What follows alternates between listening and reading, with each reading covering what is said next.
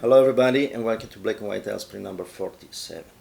The image I decided to print and show you this week is this one, and this is a detail of a B-29 Super Fortress. The same airplane, the same model of airplane that brought atomic bombs on Japan during World War II. Actually, this is Fifi, has nothing to do with the atomic bomb, but beautiful restoration, beautiful airplane, but it's the same B-29 Super Fortress, so it's the same model of airplane. And I decided to print this week because I was thinking something important is how we arrived at the point where the only choice to end a very terrible situation was to do something as drastic as to put down some atomic bombs. And it's demonstrated that without the bombs probably there would have been much more casualties with the traditional war. But the bombs were put down after a terrible war with already 60 millions of casualties, and it was not really another choice. But how we did arrive at that point.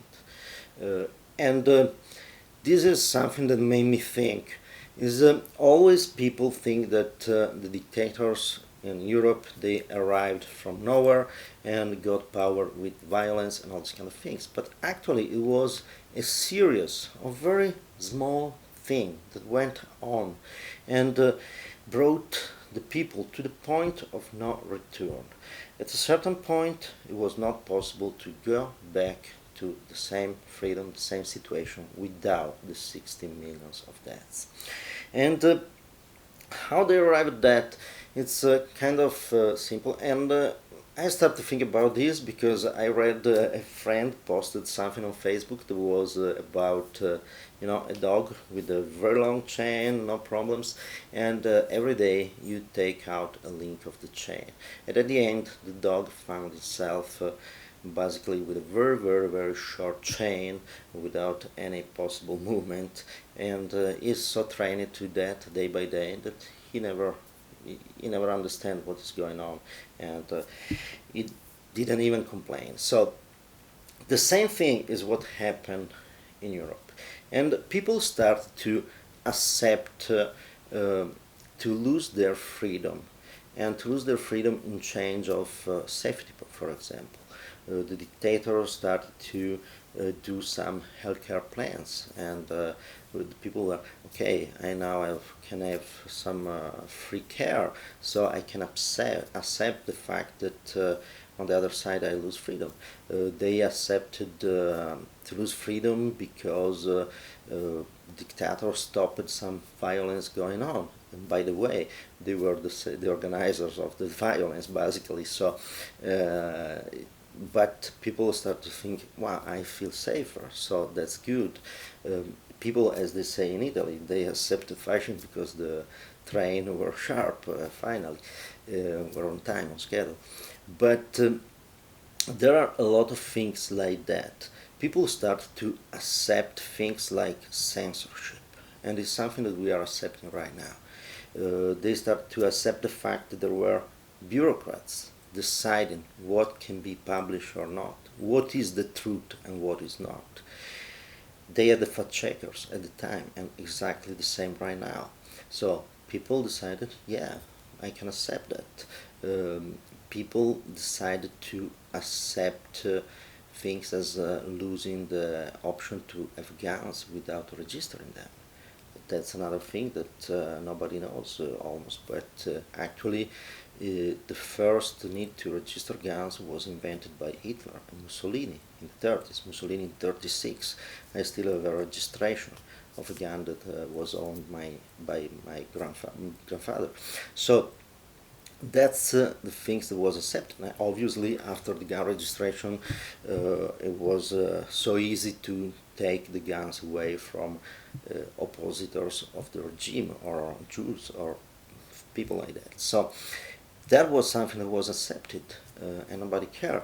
They start to accept the fact that some business needed to be closed down or boycotted because some bureaucrats decided to who can work and who can't.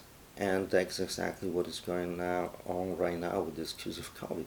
They start to accept the idea of spying on the neighbors and reporting the neighbors to the state if they did something that was considered wrong.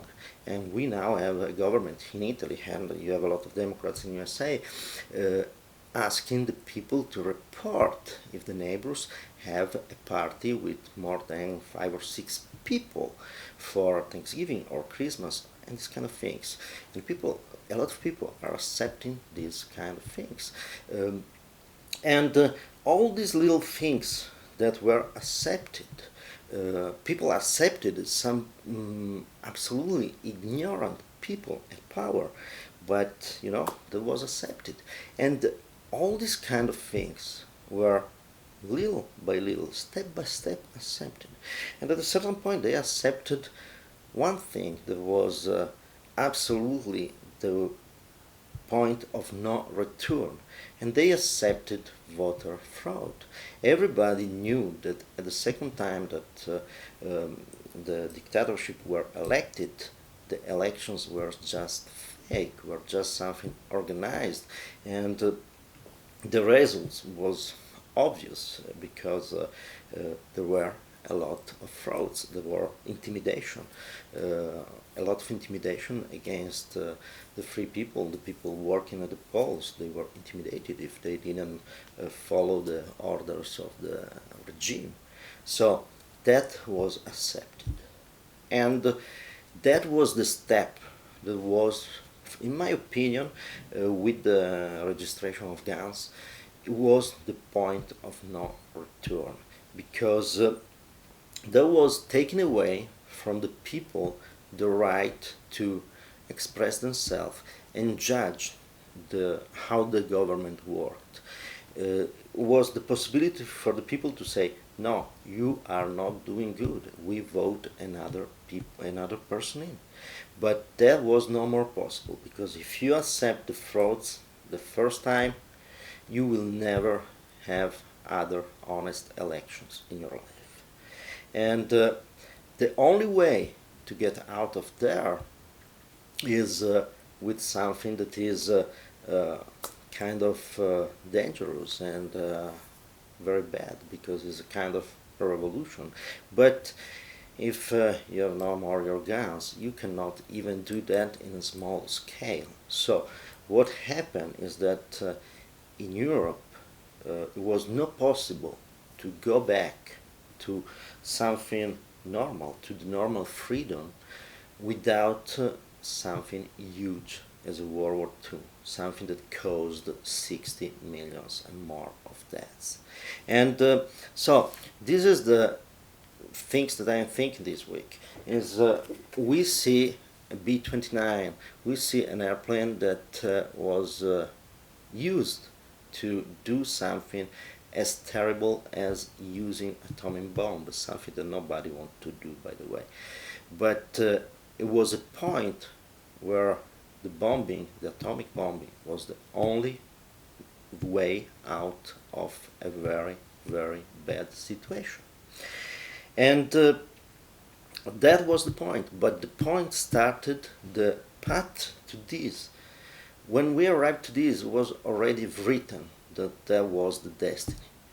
When all started was when people accepted to compromise on freedom and to compromise on justice. And that's all. They arrived there. They decided to accept things like guns registration, like voter frauds, like spying on the neighbors, and all these kind of things that I mentioned before, and many, many other more. And at that point was not possible to go back to normal without using this. And by the way, at the time there was one thing very important, that there was a free country with still good ideas and respect for what was right and what was wrong, and a high moral standard. There was the USA that built this and ended the war. Right now we don't have a country like that. because we are risking to lose. In the same way we lost Europe in the 30s, we are risking to lose the only country in the world right now that is still a free country. And if we will accept the fact that there were voter frauds, and we accept that there's a censorship in the newspapers and social media and all these kind of things, so it's not even possible to really get informed about what is happening right now, what the fraud was, and all these kind of things, because it's censored everywhere. But if we accept that, we will get over the point of no return, because as it happened in the 30s in Italy, the voting system will be changed, so there will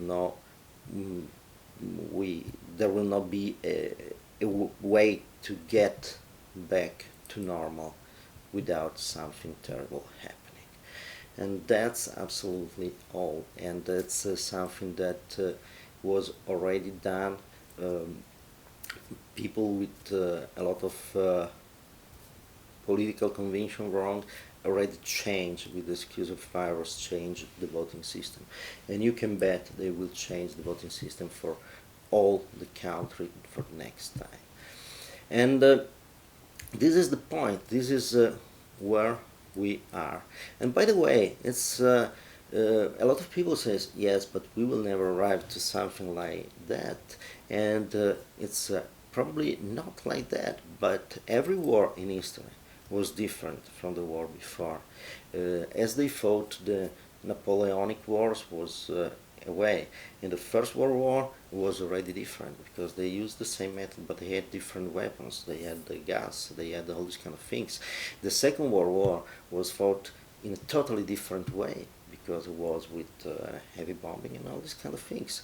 And right now we are in a situation when we are fighting with something that is a computer, something that is everything, all the economy, everything is kind of managed in a virtual way. And right now the war is fought by hackers, people like that, countries that knows how to manipulate machines, countries that knows how to use a vector of a voting system, for example. So probably we will not see something as a B-29 throwing a bomb, but we will see a lot of things that will cause a lot of deaths and a lot of problems. And we will see that if we will accept to get over a step that is a no returning point. So that's all. It's been already too long, this video. So if you enjoyed the video, please put a like, subscribe to the channel. If you want to take a look at the pictures in the original way, go on my website. There's the link down there. You can check the picture. If you like what I'm saying and doing, subscribe to my newsletter on my website. This said, thank you very much for watching, and keep creative, stay free. Please stay free and have a lot of fun.